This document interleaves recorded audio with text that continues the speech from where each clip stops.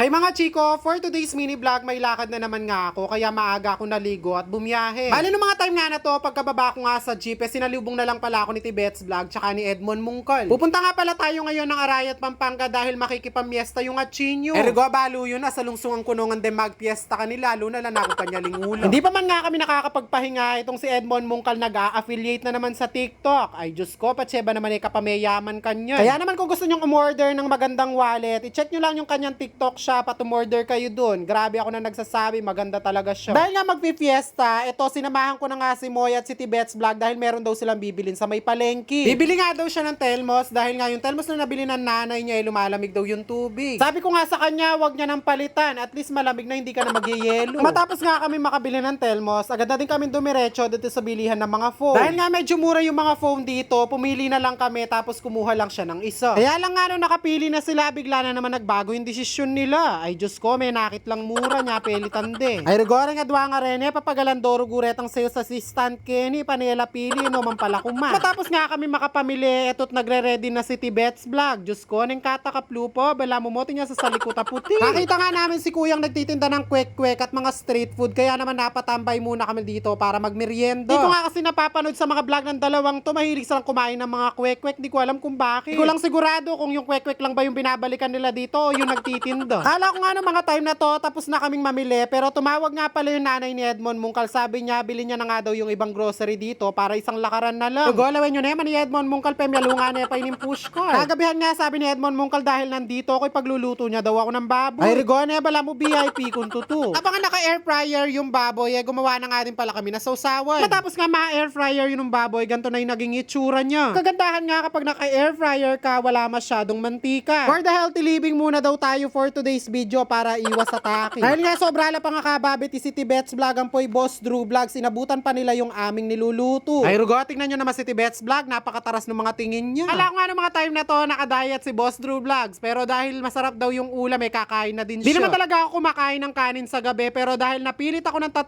beses, ito't kakain na ako, nakakahiya naman sa mga kasama ko. Ay rugo, at siyo, at lumupalang beses, mabisaya rin palang mangan, kaya baluyo na pa siya nagkatyo ko, 3 beses dapat. Dahil nga pyesa dito sa may San Nicolas, sa Arayat, Pampanga, meron nga palang pageant, kaya naman nung gabi, pumasyal kami para makita namin yung mga naggagandahang dilog. Nagaganda nga ng mga contestant at talaga naman pinaghandaan nila tong gabi na to. Pero go mga che, nung makareni kung mo talaga kalagu katawan ng lupa talaga naman makiyabe kung mas kinoka ring pageant. Dito na nga lang pala ako natulog kila Edmond Mungkal dahil kinabukasan, fiesta na rin naman. Pumunta talaga ako dito sa may Arayat, Pampanga dahil binigyan ako ng racket ni Tibets Vlog. Biglaan niya nga kasing kailangan yung tulong ko dahil may sinesetup siyang medyo malaking event. At dahil nga marunong naman tayo mag-setup, sabi ko sa kanya wala namang problema. Na mga time nga na to, nagpe-prepare na nga ako dahil nagpapatulong nga si Edmond Mungkal na bumili ng paper plate at mga paper cup. Biyahe na nga pala kami agad para makapamili ng mga kailangan niya po. At ayun na nga, fast forward na nga natin, nakauwi na nga kami ng bahay dahil nga sobrang init na sa labas. Ano ba naman kasi hindi na kinakaya ng fest ko ang sobrang init po, madulok ko, masayang itas sabon na gagamitan ko. O siya, itana pa mo po for today's video. God bless and ingat. Bye!